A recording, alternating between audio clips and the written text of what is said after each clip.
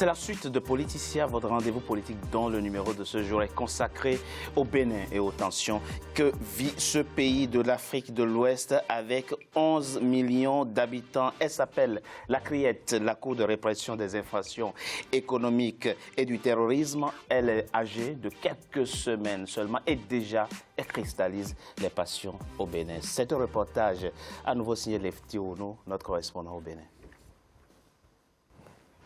Au Bénin, la Cour de répression des infractions économiques et du terrorisme est opérationnelle depuis près d'un mois. Cette juridiction spéciale à compétence a été créée le 2 juillet 2018 par la loi portant organisation judiciaire en République du Bénin. Il lui est attribué la répression du terrorisme, des délits et crimes à caractère économique, ainsi que le trafic des stupéfiants et des infractions connexes. Le 25 août 2018, les magistrats nommés à cette cour ont été installés à Cotonou. Sur réquisition du procureur spécial, le président de cette cour a pris l'ordonnance numéro 001-2018 du 28 août 2018 portant tenue à Porto Novo des audiences de la CRIET. La cour a tenu 2 audiences correctionnelles, audiences dans lesquelles elle a connu divers dossiers de trafic international de drogue et précurseurs. C'est la loi sur l'organisation judiciaire qui a été revue. Le gouvernement n'a pas créé une cour. C'est bien la représentation nationale qui, dans son arsenal juridique, a revu la loi sur l'organisation judiciaire. Dans la foulée, Sébastien Ajavon, président d'honneur du parti Union sociale libérale, a été convoqué devant la Cour de répression des infractions économiques et du terrorisme pour le 4 octobre 2018. La convocation est liée à l'affaire de 18 kg de cocaïne pure. Un dossier dans lequel l'homme d'affaires Sébastien Ajavon a été relaxé au bénéfice du doute le vendredi 4 novembre 2016 par le tribunal correctionnel de Cotonou. Ce 4 octobre 2018, l'homme d'affaires et co-accusé se sont fait représenter par leurs avocats. Le ministère public a estimé que la présence des personnes citées à comparaître était nécessaire. La CRIET a renvoyé le dossier au 18 octobre 2018 pour exiger la présence du président du patronat béninois. Sommes-nous dans un arrêt de renvoi de la chambre d'instruction? Non. Il n'y a eu aucune instruction. La chambre n'a d'ailleurs jamais été saisie. Et si elle avait été saisie, elle l'aurait été quand? Je rappelle que la CRIET a été installée de mémoire le 27 août 2018. De nombreux experts estiment que la loi qui a créé la CRIET ne fait pas d'elle une juridiction d'appel. Sébastien Ajavon et ses co-accusés ont obtenu l'attestation de non-appel. Aussi, la chambre d'accusation de la Cour d'appel a reconnu à travers ses décisions que les soupçonnés ont été relaxés par un jugement. On ne peut pas condamner celui qui est relaxé, que ce soit au bénéfice de d'autres ou relaxé puniment simplement, on ne peut pas le condamner. S'il est poursuivi avec mandat, lorsqu'on prononce une relaxe au bénéfice de doute contre lui, il sort de la prison. Le mandat est levé.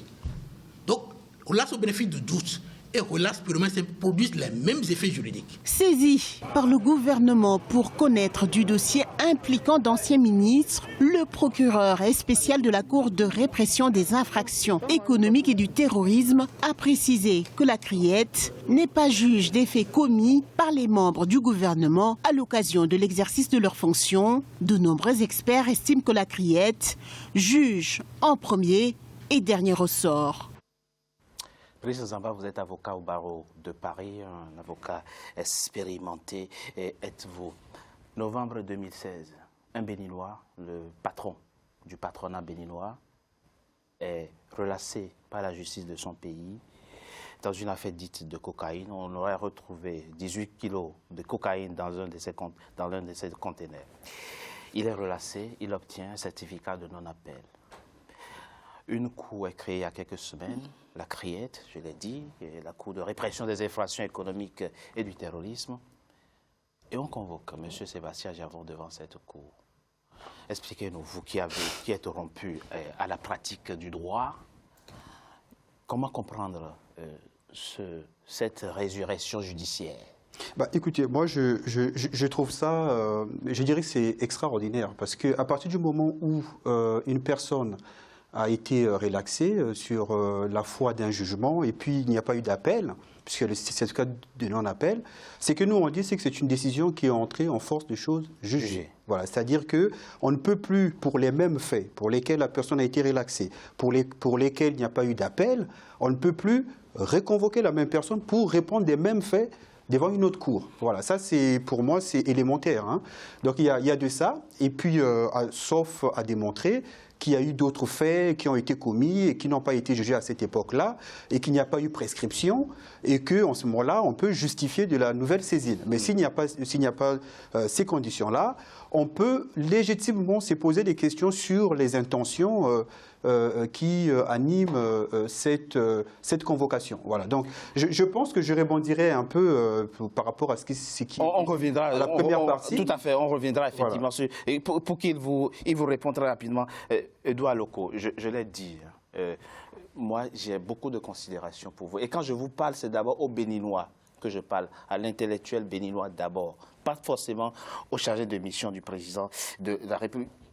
J'ai rencontré des juristes qui étaient choqués, des juristes béninois, de voir Maître Marc Bessinon, l'avocat français, donner des cours de droit et de procédure à Gilbert Togbonon, le juge de la Criette, qui devait entendre ce 4 octobre Sébastien Adjavon. On lui envoie une convocation et dans la convocation ne figure même pas le motif pour lequel il est convoqué. Chers amis et chers confrères, Oui, il y a quelques avocats français qui sont en tourisme judiciaire au pays et ils font des développements. Il y a Banane, on a dépassé ça. Nous avons tout ce qui ça, les choses ne sont pas passées comme ça. Maître, rassure-toi. Il y a bel et bien eu appel. En plus de cela, la relâche au bénéfice du doute, je reviens là-dessus au pays. Il y a quelques plaisantins qui ne sont pas. Il faut préciser, il y a eu bel et bien appel. Vous n'étiez pas au pays, vous n'étiez pas au pays, je vais vous expliquer. Même le président Adjavon lui-même, je vais vous dire, le président Adjavon lui-même, n'étant pas satisfait du verdict qui le relaxe au bénéfice du doute, la presse a écrit, voulait que l'affaire, il veut savoir qui a mis cocaïne dans son conteneur. Et il fallait que désormais, la Criette a été créée et dans cette disposition transitoire, il est écrit noir sur blanc. Le député, il n'a pas voté certainement, mais il a lu. Il est dit que toutes les affaires relatives à la drogue, terrorisme et économique, qui sont même déjà enrôlées à la cour d'appel, et dont je n'en ai pas tombé. Mais qui a fait appel? Non, attendez, je dis le procureur a fait appel. Non seulement c'est que le procureur lui-même voudrait que l'affaire soit éclaircie. Donc vous comprenez. Il ne faudrait pas qu'on parle dans le vide. Non, attendez. Il y a eu bel et bien appel, je vous le dis. Attendez. Donc ça veut dire que le dossier était encore en cours. Bien sûr, bien sûr. Le procureur a fait appel. Le procureur a fait appel. L'audience d'appel a eu lieu. Mais non, c'était même pas encore enrôlé. Mais il s'est dit qu'il s'est fait quand la Criette à sa naissance, dans cette disposition transitoire, vous allez comprendre qu'il n'y a rien d'extra. C'est un coup spécial. Je vous explique. Désormais, c'est-à-dire au Bénin, lorsque ça, on a bien compris. Lorsque c'est une affaire de grève, donc voilà que c'est une affaire de drogue. Mais ça, on sait. C'est que vous êtes en train de nous rappeler ce qu'on sait, monsieur. Oui, mais maintenant, la question qui se pose... Je vous dis ce que vous ne savez pas. Parce que tout à l'heure, vous aviez attiré des conclusions qui ne sont pas les vraies. Mais comprenez désormais qu'au Bénin, c'est-à-dire quand il s'agit de drogue... Mais ça, on le sait, monsieur, mais vous répétez la même chose. Mais nous sommes en matière de drogue, il n'y a que la Criette pour juger. Et l'affaire n'était pas déjà revêtue du sceau de la chose complètement jugée. Est-ce que vous comprenez? Dites-moi que vous comprenez pour reprendre votre conclusion. Mais qu'est-ce qui voudrait que moi je vous crois et pas le monsieur? Moi, je parle de faits. Moi, je parle de faits. Je vous dis que moi, je parle de faits. Je vous explique. C'est pour ça. Attends, vous pensez qu'il n'y a pas de bons juristes au pays? Arrêtez là. Ah non, mais personne n'a dit ça. Personne n'a dit ça. Vous dites que Ben Simon est venu faire quel coup de quoi? Non, mais c'est du tourisme judiciaire. D'accord. Ok, on va comprendre. Vous savez, les Béninois nous suivent. On va mener ce débat dans la sérénité et dans la convivialité totale. Il n'y a aucune espèce de raison de s'énerver. En respectant les faits. D'accord. Vous avez dit que le procureur a fait appel de la décision. Oui. Comment expliquer que Adjavon Sébastien détienne un certificat de non-appel? Voilà. Donc c'est un faux. Il doit avoir faux quelque part. Non, je ne sais pas si c'est un faux. Je dis que quelque part. Mais attendez. Je vous dis si c'est pas faux. Je vous dis que lui-même là, Oui. lui-même, Oui, ça c'est autre il n'a chose. pas écrit au pays qu'il veut connaître la vérité. Bien sûr, mais ça c'est autre chose. Ça, Maître, c'est que lorsque quand il a été en premier en correctionnel, c'était pas encore revêtu de non. Le procureur fait appel et dans les délais. Si vous permettez. Bon, Oui. moi je retiens, Oui. je retiens Oui. que le certificat de non-appel qui a été délivré à Sébastien Germain Adjavon est un faux document délivré par une Conclusion autorité qui vous judiciaire. engage, chers confrères. Vous comprenez? Alors, il faut dire, non, il faut pas C'est faire vous du qui tirez les sophisme, parce que, c'est vous qui tirez les conclusions. Ce qui se passe au Bénin, c'est très Au grave. moment où Et il c'est a pas le eu, lieu de faire des celui qui a sophismes, délivré c'est ne du sait sophisme, peut-être ça. pas que l'appel était dans le circuit. J'en sais rien. Toujours est-il qu'il y a eu appel. Voilà. Voilà. Non, franchement, moi, je voudrais que nous fassions un débat sérieux. Un débat sérieux parce que Monsieur Loko, il a été patron de la presse. Il fait partie des pionniers même de la presse libre dans notre pays. C'est l'un des journalistes les plus respectables. Et mieux, moi je sais qu'il fait partie des promotions qui m'ont suivi à l'ENA. C'est-à-dire qu'il ne faudrait pas qu'il compromette son niveau intellectuel, sa personnalité par rapport au poste qu'il occupe. C'est suffisamment grave. Franchement, quelqu'un qui a mis pied à l'ENA, c'est suffisamment grave ce qu'il est en train de dire. Comme vous l'avez dit, effectivement, il n'y a pas eu appel. Nous ne mentons pas. Il n'y a pas eu appel. Et M. Sébastien, effectivement, a eu un certificat délivré par le greffe du tribunal. Donc on ne peut pas dire maintenant qu'il y a eu appel, encore que mieux. Un dossier qui a été connu par une juridiction. Vous êtes venu maintenant créer une juridiction il y a quelques mois et vous lui affectez ce dossier. Un dossier qui existe même avant même sa naissance. C'est des faits antérieurs à la loi qui a été votée. C'est pas possible. Aucun, même quelqu'un... Pardon, je vous en prie. Et vous voyez, au moment où on étudiait cette loi-là, justement, j'ai écouté tout à l'heure un collègue, Orden, qui dit non, c'est l'Assemblée qui a fait. Et c'est ce que je dis. Le gouvernement fabrique des choses, on balance ça aux députés qui portent ça, et après le gouvernement dit non, c'est pas moi. Au moment où on devrait étudier cette loi, j'ai déjà dit aux gens, c'est pour régler des comptes. La loi sur la création de la criette. C'est pour régler des comptes aux opposants. Et mieux, est-ce que vous savez qu'au niveau de la criette, on a même signé des contrats à des magistrats retraités pour travailler dans cette juridiction. Qu'est-ce que vous allez attendre d'un magistrat retraité qui est sous contrat, qui veut gagner de l'argent pour rendre quelle justice libre? Avant que... Monsieur Loko, c'est important pour nous. C'est vrai que vous avez nié en début d'émission qu'il n'y a pas de tension au Bénin, que tout va bien. Mais franchement, est-ce que c'est vraiment nécessaire de ressusciter cette affaire de Sébastien Adjavon? Elle n'était pas morte. Elle n'était pas morte. Et le député n'a pas voté cette loi. D'accord. Donc vous trouvez que... Dans les dispositions parce que vous savez dispositions transitoires. Monsieur Loko, vous savez que tout dossier judiciaire... Nous parlons politique ou on parle droit? Ah, mais on met les deux ensemble. Il vient de vous dire... On met les deux ensemble. Il vient de vous dire que la criette qui a été créée, selon lui, est essentiellement destinée à juger les opposants. C'est la première fois et elle a déjà envoyé en prison plus de 20 personnes. Pro-talon? Non. C'est des gens ordinaires. Non. Des gens ordinaires. Oui, c'est la première fois qu'on cite quelqu'un opposant. Donc il suffit d'appeler sur les opposants et puis hop, ça y est. Et puis je vous dis quelque chose. Vous savez, les choses ne sont pas faites comme ça. Expliquez. Notre justice, je vais vous dire quelque chose. À quel besoin? On ne poursuit pas des opposants, mais je vais vous expliquer comment ça se passe. Non. Mon grand frère est là, je vais vous dire, on ne poursuit pas les opposants. Quand ils sont poursuivis, ils deviennent opposants. Mon grand frère qui est là, il a voté le budget qui est quand même la marque même d'un régime, le budget 2002, laissez-moi dire, c'est à 100%, ils n'étaient pas opposants parce qu'on n'a pas encore commencé la moralisation. Maintenant, c'est quand on les poursuit qu'ils deviennent opposants. Mais ça ne marche pas, vous savez pourquoi? Oui, mais c'est cela qu'on ne trouve pas les opposants. Les opposants, les poursuivis deviennent opposants. C'est comme ça que ça se passe. Honorable, malheureusement, on a bien compris. Le président du patronat était avec nous, avec 3 ministres au gouvernement. Mais il a suivi cette affaire de devenir opposant. Vous savez. Non, mais attendez. Monsieur Loko. C'est des faits. Monsieur Loko. Oui. Je vous ai présenté en début d'émission comme étant l'un des journalistes les plus respectés du Bénin. Et c'est pour ça que je ne sais pas parce que vous me flattez que je vais prendre... Non, je ne vous flatte pas. Je vous rappelle à votre obligation. La vérité, elle n'est pas toujours plaisante. Non, mais elle est relative, surtout la vérité. Oui, monsieur Loko. Ah non, elle n'est pas relative, la vérité. Si, parce que ça dépend du côté. Cette affaire... Je vous ai dit que avant l'affaire des choses à vous... Avant l'affaire, je dis le président patron avait 3 ministres au gouvernement. Toute personne. Oui, il avait 3 ministres au gouvernement. Il est devenu opposant quand? Ah, moi, je ne suis pas... Nous, on n'est pas... Mais juste après l'affaire. Monsieur Dobré. Et il n'a jamais d'ailleurs fait état de ce qu'il est en conflit avec vous. Nous, on est en train de parler aujourd'hui. Je vous posais la question de nous dire à quel besoin répond la création de cette... La justice. Parce que vous savez, nos États sont menacés par le terrorisme aujourd'hui. Et la haute cour de justice, Non, qui est chargée de juger... c'est elle qui jugera, mais le ministre a fait une petite erreur. La haute cour de justice ne juge que les ministres Oui, bien sûr, on est d'accord. Des délits ou des crimes dans l'exercice de leurs fonctions. Il se fait par exemple parmi les ministres dont on a enlevé l'immunité, les députés dont on a enlevé l'immunité, les faits qui leur sont reprochés, ils ne l'ont pas commis. Au moins, ils sont députés ou ministres, ils étaient DG. Donc cela relève de la criette. Ne vous en faites pas.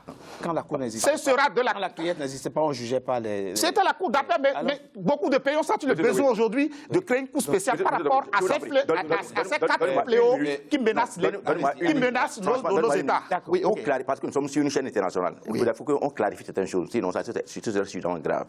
D'abord, je vais commencer par dire que je n'ai pas représenté les pasteurs au gouvernement par rapport à ça. Je reviens sur l'histoire de criette là. Non, soyons sérieux, franchement. La criette, comme vous l'avez dit, la haute cour de justice a compétence aussi bien par la Constitution que par la loi organique par rapport à la cour de justice à juger les présidents et les anciens ministres. D'accord. Et les faits dont il parle, nous qui sommes ministres, l'histoire de Coton, c'est bel et bien pendant que nous étions ministres. Donc ça n'a rien à voir avec la criette. Avec la criette. Rien. Et la preuve. Lorsque le ministre a saisi... Bakou était DG Sonapra. Oui, mais Bakou n'est pas concédé par ce que nous disons là. Oui. Non, mais il y a la criette, par exemple. Soyons concrets, mais factuels. Monsieur le ministre, je l'ai dit en début d'émission, vous êtes recherché par la justice béninoise, c'est le moins qu'on puisse dire. Hein.